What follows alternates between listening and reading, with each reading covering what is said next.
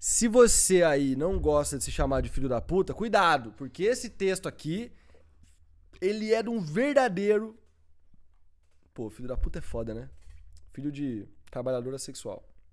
Bora lá? A maldição de Martim. Lembrando que a análise do Ninho não é uma análise comum, não é uma análise qualquer, tá? Se o texto ficar ruim, ficar estranho, eu vou botar meu chifre, que eu perdi. Roubaram meu chifre? Tá aqui. Eu tenho defesa, rapaziada. Só que já foi traído, sabe? Se o texto ficar esquisito, eu vou botar o chifre. Se não, não precisa, né? A gente não precisa abrir o portão do inferno à toa. Por que o teu texto, quando eu dou zoom, ele em vez de ir pro meio, ele fica indo pro lado? E que viagem é essa, velho? Olha. E meu PC que tá travado? Não é possível. Sei lá. Mas vai ajudar até na análise. E pra quem tá aí querendo saber, porra, como é que eu faço pra mandar meu texto? Como é que eu faço pra ser avaliado? Parará, parará. É muito simples. Você vira membro aqui do canal. É baratinho, tá? Só R$ 7,90 por mês. Você vira membro do canal, aí você pode mandar o seu texto. Além de poder mandar o seu texto, você também tem acesso aos vídeos exclusivos para Corvos, que são vídeos mais técnicos, mais voltados para quem quer ser escritor mesmo. Então, se você quer saber mais sobre ser escritor e poder, inclusive, pedir tema de vídeos exclusivos, é só você virar membro que vai aparecer lá. Já tem vídeo exclusivo. O primeiro vídeo, inclusive, a gente tem aí 20 tralá de membros. Eu não sei se todos os membros viram, mas tem mais visualização no vídeo do que tem de membro. Então, quer dizer que teve gente que já viu até mais de uma vez, o que eu acho irado. Achei irado, tá? Então, vire membro, mande seu texto, tem tudo aqui na descrição de como mandar o seu texto. E bora pra análise de hoje. A Maldição de Martim. Sinopse, né? Tem uma sinopsezinha aqui embaixo que eu já vi. Aqui, ó. Tintim tem 8 anos e mora num bordel. Cara, essa frase tá linda.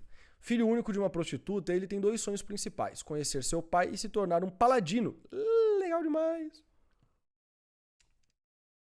Para ajudar mulheres como sua mãe. Legal, porque aqui, mano, que começo de sinopse gostoso. Primeiro, frase que pega a pessoa, faz a pessoa ficar tipo, meu Deus, ele mora num bordel. E já adiciona o elemento de fantasia, que provavelmente faz parte do teu livro, né? Então, pô, esse é o personagem e tá numa fantasia e esse é o objetivo dele. Pô, perfeito. Perfeito. Contudo, sonhos diferem da realidade. Após uma noite traumática, Tintim se vê como um filho amaldiçoado e foge de casa à procura de uma cura para sua maldição. Interessante. Rapidamente, as ruas se provam perigosas para uma criança. Tem 8 anos de idade, né? Mas para cada pessoa má, há uma pessoa boa, capaz de lhe ajudar. A grande dificuldade é determinar em quem confiar. Entre erros e acertos, Tintim terá 2 lições pela frente, mas também encontrará oportunidades únicas de conquistar tudo o que sempre desejou. Para tanto, só é preciso cumprir uma difícil tarefa: superar os traumas que a vida lhe impõe. Aí aqui eu já não gostei tanto, tá? Não gostei tanto por quê? Porque você, na minha opinião, não acrescentou informações sobre a narrativa de verdade. Esse aqui, na verdade, até que é interessante, tá? Eu não mudaria muito. Porque fala que ele virou um amaldiçoado por alguma razão e fugiu de casa. E aí ele vai enfrentar as ruas como uma criança de 8 anos de idade. Beleza. Eu acho até que aqui tá salvo, tá? Aqui com certeza, aqui é incrível. Esse aqui pode melhorar um pouquinho, mas tá bom também. Esses dois aqui é meio que tipo, ó, é uma história de altos mistérios, altas aventuras. Você está pronto para encarar esse texto maluco e muito legal? Então eu acho que você poderia falar coisas mais objetivas, né? Coisas mais diretas. E por que inferno que o seu texto veio em inglês? Meu amigo do céu. Não sei se foi de propósito ou se meu Word tá zoado, mas meu Deus. Eu vi o contudo marcado errado, eu falei, uai. Né? Parte 1, amaldiçoado. Desde que nasci, a morte me acompanha. Durante o parto, o sol radiante tirou a vida de minha mãe para dar lugar à minha. Se manter um equilíbrio foi o propósito disso, essa não se provaria uma troca justa.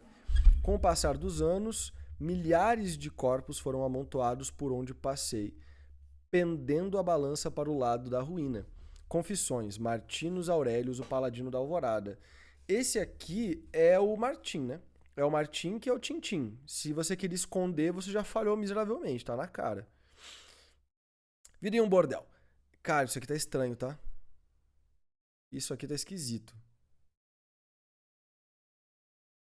Por que que aqui tá sem parágrafo e o resto do texto tá com parágrafo? Eu achei até que você tinha dado Enter, mas não. É só esse aqui que tá sem parágrafo mesmo. Pronto, resolvido. Então tudo bem. Havia muitas coisas que Tintin não sabia. Ele não sabia contar até 1000, não sabia escrever com a caligrafia bonita, não sabia nem o nome do próprio pai.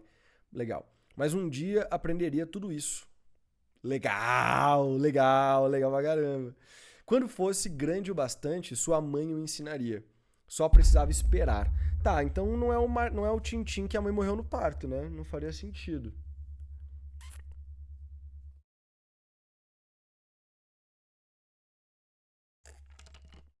Carmen apontou para os quartos, para as 4 colheres arrumadas sobre a mesa.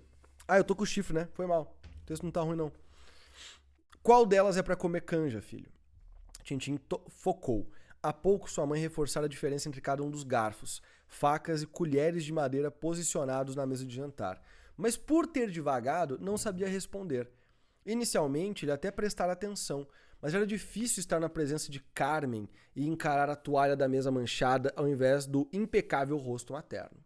Seus lábios tinham um feitiço poderoso, capazes de aquietar qualquer um com um simples sorriso. Seus cabelos eram mares de tesouros perdidos, dourados e ondulados. Seus olhos azuis cristalinos pareciam diamantes retirados de baús de piratas, só que agora estavam tão. Assim, é, a maioria das pessoas não é muito fã de você pegar um parágrafo e ficar descrevendo a aparência de um personagem, tá? Eu trabalharia de forma bem mais sucinta sobre os elementos. Escolheria menos elementos. Ou tentaria colocar isso de uma forma mais espaçada. Por exemplo, os olhos dela são azuis, né? Azuis cristalinos, que parecem diamantes, retirados de baús de piratas. Já deu um monte de elemento ali, não precisa de mais. Aqui, quando eu falo que os olhos são cansados, e eu achei legal essa construção aqui, tá? Achei legal. Mas é que eu sei que esse tipo de construção de aparência não funciona muito hoje em dia. Então, quando chega aqui no cansado, você poderia trabalhar aqui os olhos dela e não aqui em cima. Se o Tintin olhou pro rosto da mãe, automaticamente a gente quer saber como é que é o rosto dela. Então você pode trabalhar as coisas do rosto principalmente, o lábio, os olhos, o sorriso. Mas o cabelo você pode deixar para trabalhar depois. Por quê? Porque o cabelo tá ao redor do rosto, mas ele não é o rosto. E o menino olhou para a cara da mãe dele. Né? Ah, os olhos estavam tão cansados. Ele tocou em suas olheiras. Você parece cansada, mamãe. Tocando, ou esfregando, ou resbalando nos seus cachos dourados que pareciam guardar tesouros, sabe? Algo assim. Acho que ficaria mais interessante. Pareço. Carmen enfiou as mãos nos bolsos do avental. De lá, tirou um espelho para a maquiagem quebrado e murmurou que um retoque resolveria. Isso aqui é configuração? Cara, isso aqui é configuração. Da hora pra caramba. Enfim, voltando ao ponto, qual delas você escolherá? Tintin olhou para as 4 colheres. Com as mãos pequenas, seu primeiro instinto foi pegar a menor para comer a canja, mas o rosto de Carmen tensionou. Ele resgatou na memória que a menor era feita para sobremesas, enquanto a maior era para sopas. Como canjas e sopas eram similares, foi esta última que pegou. Muito bem. Carmen fez um cafuné nele. Tinha Tintim pôde enfim jantar. Ao fazer uma porção à boca, caralho, eu tô lendo tudo torto. Ao trazer uma porção à boca, o cheirinho caseiro despertou a fome adormecida. Graças à espera causada pela explicação, a temperatura estava na medida, apesar do gosto aguado e com pouca galinha. Pobreza é complicado, né?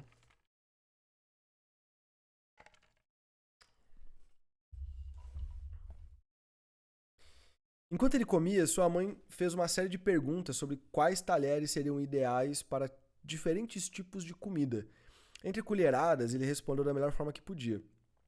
Quando ele tocou o garfo do peixe, quando ele trocou o garfo do peixe pelo das saladas, Carmen entrou numa longa explicação sobre as diferenças nos tamanhos dos dentes dos garfos, espaçamento entre os vãos dos dentes e outros detalhes que Tintim não entenderia nem se prestasse atenção. Mas acho que é difícil de perceber a diferença, porque esses não são talheres especiais de verdade. São só talheres infantis e adultos que peguei para ilustrar. Interessante, interessante. Muito interessante, mamãe, ele disse após uma colherada. Mas além dessas sopas, a gente só come pão, arroz e ovo.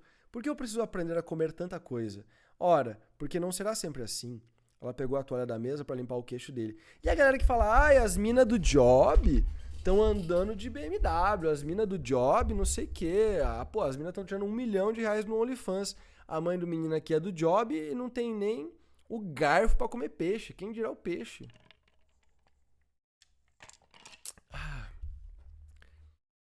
Ela pegou a toalha da mesa para limpar o queixo dele. Lembra de quando morávamos com o tio Barbosa? Tintim levou um segundo para sentir. Suas memórias do início da infância tinham se tornado vagas impressões. Sabia que viviam com conforto e que sua mãe fora uma professora de etiqueta para uma jovem ilustre. Não se lembrava do resto.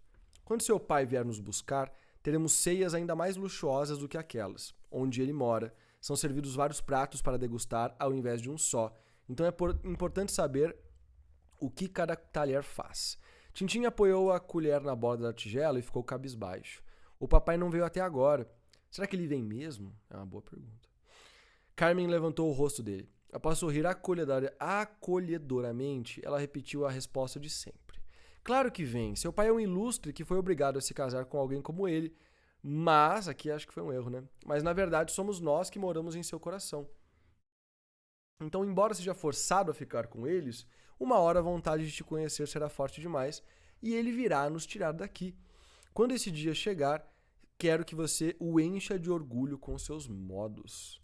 Ai, tadinha dessa mãe, tadinha desse moleque, mano. Isso aqui parece história de origem de One Piece, sabe? Que todo mundo sofre, todo mundo é lascado. A história do Usopp é parecida. O pai dele largou ele pra ir pro mar, ser pirata, e a mãe ficou, não, ele vai voltar, ele vai, relaxa que ele vai voltar. A mulher morreu e o cara não apareceu. O Usopp vai encontrar o pai dele no meio do mar, em guerra, provavelmente um contra o outro. E a mãe dele tá lá, virando osso.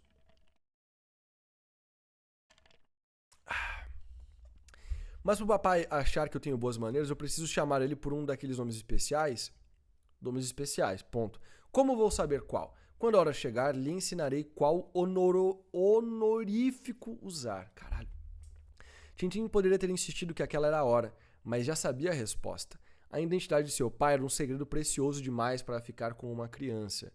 Se a esposa ou o restante da família de seu pai descobrissem da existência dele, eles poderiam fazer coisas ruins com Carmen e ele. Como não gostava de ouvir essa explicação e sua mãe odiava contá-la mais ainda, ele voltou à comida. Porém, seu apetite tinha desaparecido. Enquanto mexia a colher na canja, passos pesados cruzaram o corredor de madeira. Moreno entrou na cozinha fedendo a bebida. Ele se apoiou na porta e cruzou os braços. Vai demorar, Carmen? Um pouco. Só preciso dar de comer a Tintim e colocá-lo na mesa antes de me arrumar. É legal isso aqui, ó, tá vendo? Quem falou foi esse tal desse Moreno aqui. Ele falou essa parada. Não precisa falar, disse Moreno. Tá óbvio que foi ele. Quem é que vai responder considerando que ele falou Carmen em interrogação? A Carmen que vai responder. Quem que fala em sequência, dependendo do tom, o Moreno de novo, né?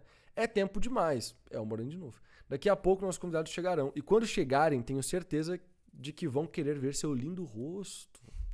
É do job. Carmen levantou-se com um sorriso atrevido. Mais feio do que o apaziguador, na opinião de Tintim. Porém que funcionava melhor para adultos. E caminhou bamboleante rumo a Moreno. Diga a eles que não se pode ter tudo o que quer, na hora que quer. Minha querida, você é do job, não é assim que a banda toca. Bom, se bem que às vezes é, né? Ela alisou seus braços. Com músculos tão fortes, certamente irão lhe escutar. Tintim virou-se para a comida. Moreno agia como se fosse dono de Carmen. Algo inaceitável. Mas como ele era criança, sua mãe não o permitia fazer nada. Mais um motivo para crescer logo. Eu sei o que você está fazendo, Moreno disse baixinho. Está funcionando? Carmen perguntou no mesmo tom. Não importa.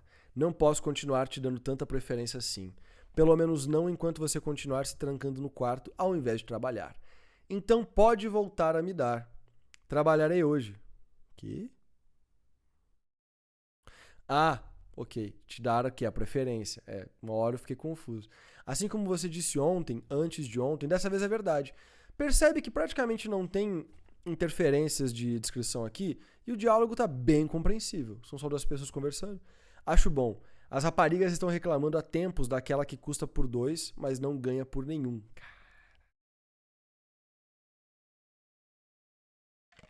Não envolva meu filho nisso.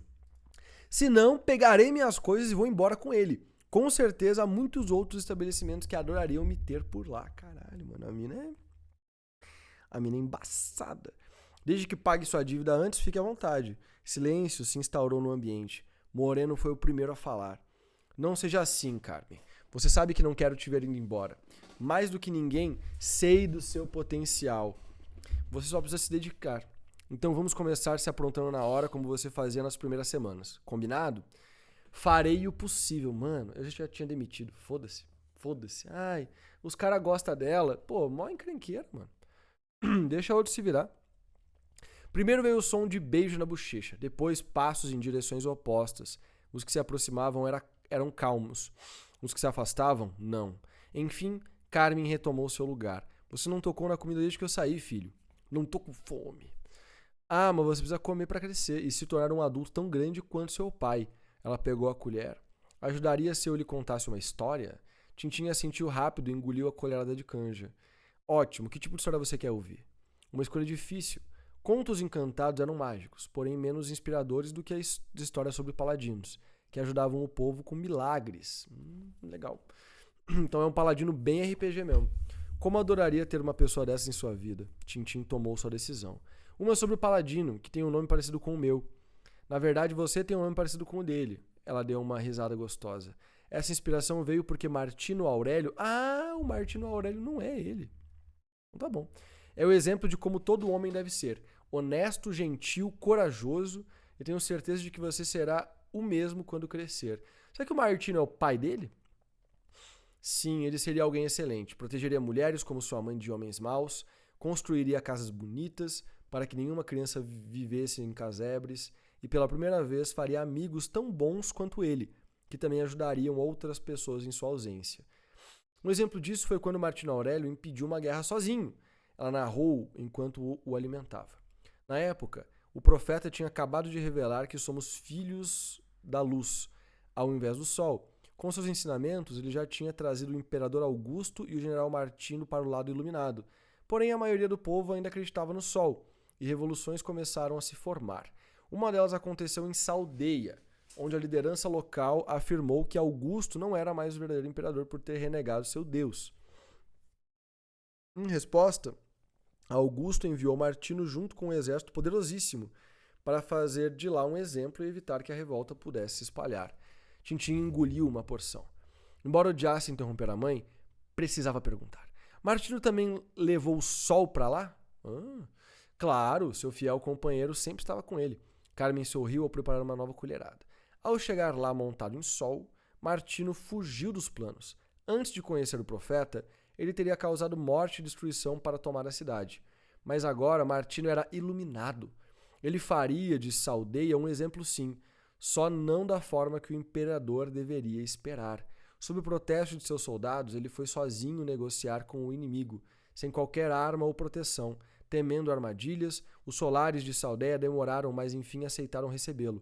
Martino lhe perguntou quais seriam as exigências para renovarem sua lealdade ao imperador, sem intenção de se renderem.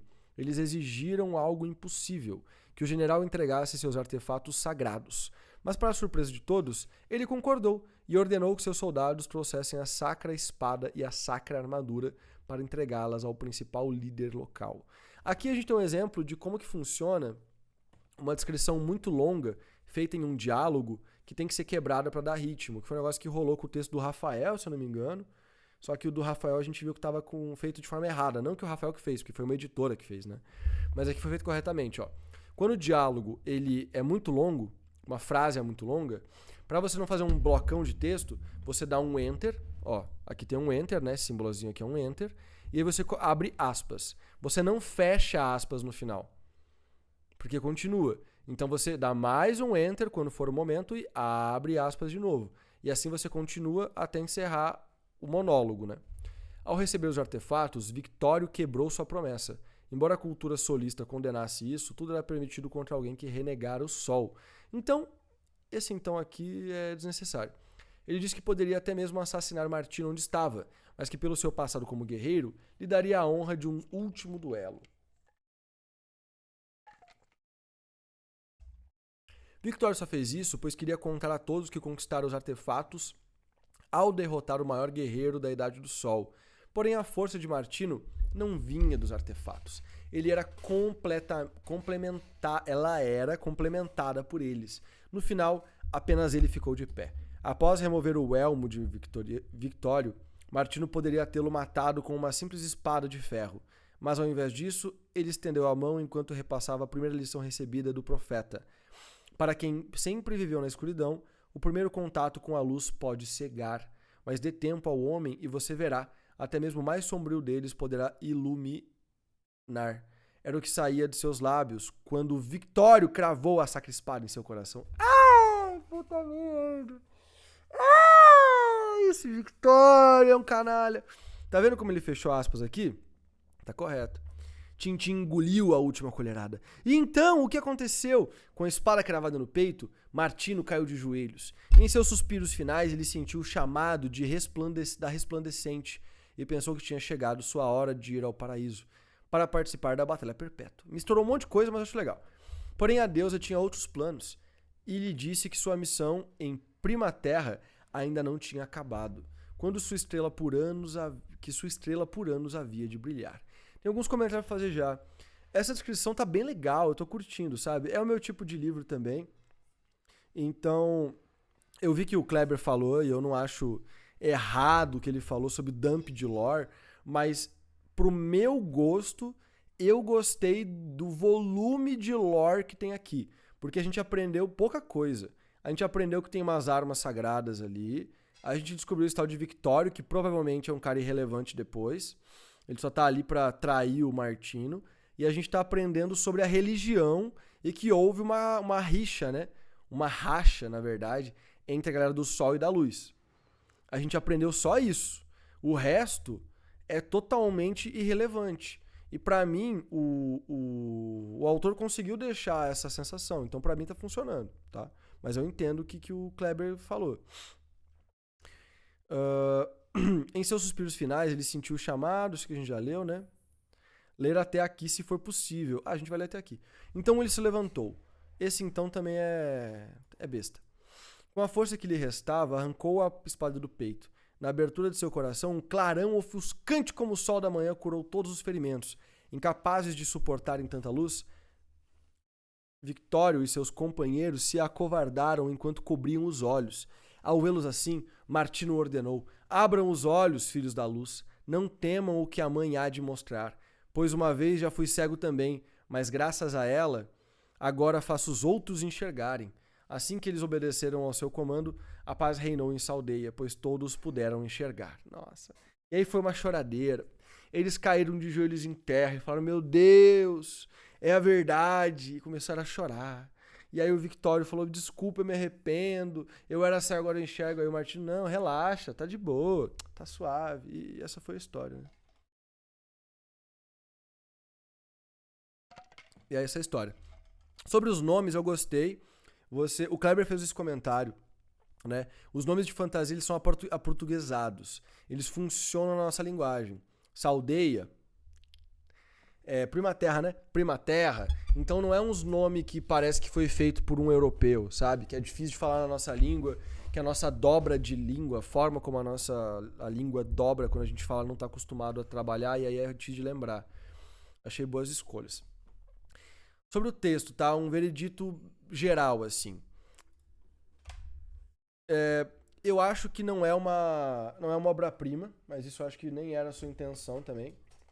Então você ainda não tem um texto absurdo, na minha opinião. Mas é uma boa fantasia, sabe? É uma boa fantasia. Eu não alimentaria o meu ego com elogios de escrita e nem de lore em cima desse texto. Porque eu não acho que ele brilha no nível necessário pra você falar, tipo, porra, esse autor escreve pra caralho, porra, esse mundo é foda pra caralho. Mas é uma fantasia convincente. Um bom produto, sabe? Que um leitor de fantasia vai curtir consumir, pelo menos o que eu li, né?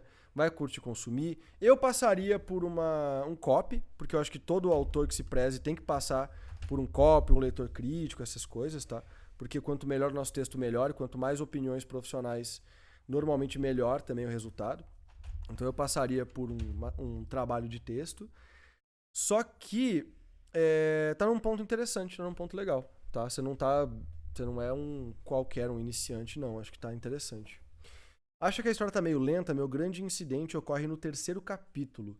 Cara, eu não acho que tá lenta. Esse primeiro pedaço que eu li, ele soou muito como um prólogo, tá? Muito como um prólogo. Então, se o seu terceiro capítulo... Deixa eu ver aqui, deixa eu abrir de novo o teu arquivo. Vamos ver o tamanho dos teus capítulos.